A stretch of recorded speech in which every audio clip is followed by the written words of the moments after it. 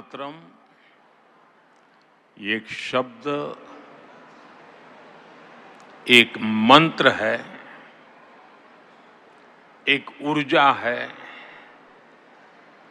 एक स्वप्न है, एक संकल्प है। वंदे मातरम ये एक शब्द मां भारती की साधना है, मां भारती की आराधना है।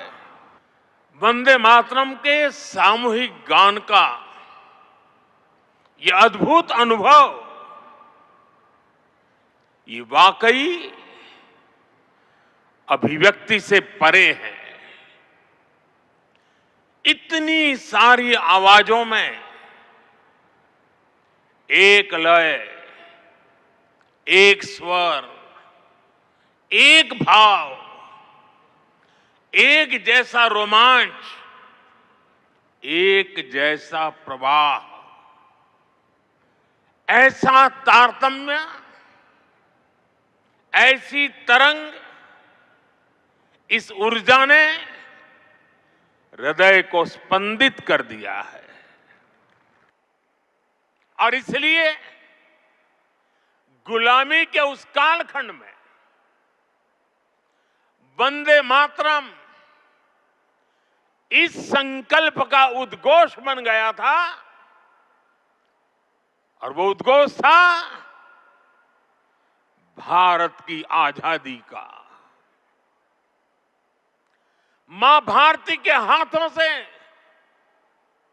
गुलामी की बेड़ियां टूटेगी और उसकी संतानें स्वयं अपने भाग्य की भाग्य विधाता बनेगी। साथियों, गुरुदेव रविंद्रनाथ ठाकुर ने एक बार कहा था, बंकिम चंद्र की आनंद मठ केवल उपन्यास नहीं है, ये स्वाधीन भारत का एक स्वप्न है।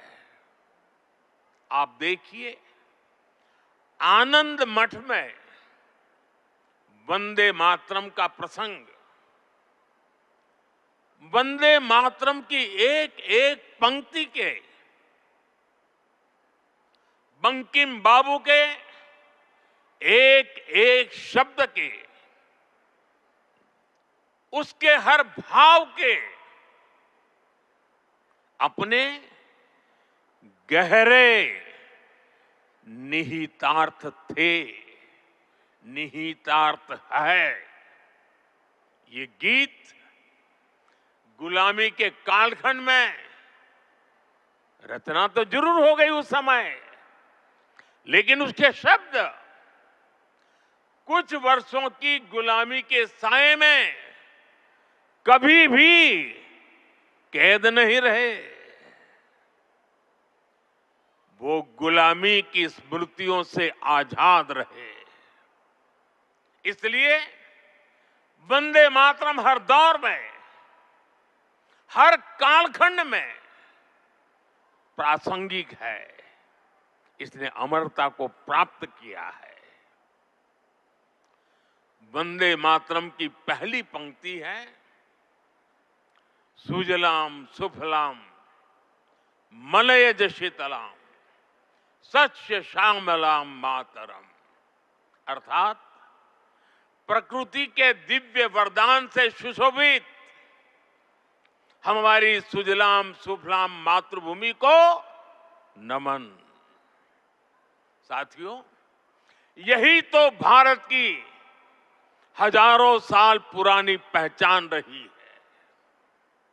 यहां की नदियां, यहां के पहाड़, यहां के वन वृक्ष और यहां की उपजाऊ मिट्टी, ये धरती हमेशा सोना उगलने की ताकत रखती है। सदियों तक दुनिया भारत की समृद्धि की कहानियां सुनती रही थी।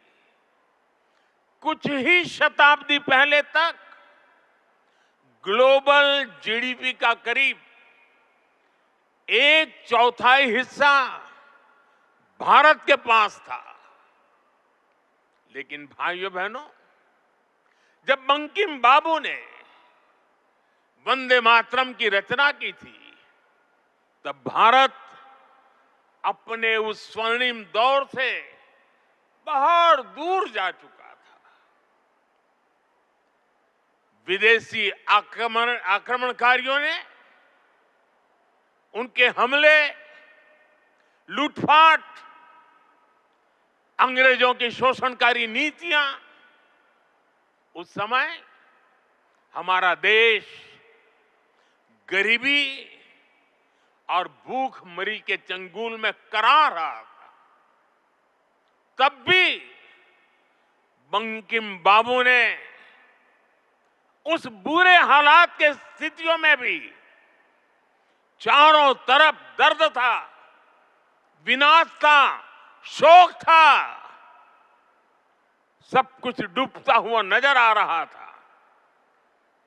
ऐसे समय बंकिम बाबू ने समृद्ध भारत का आह्वान किया।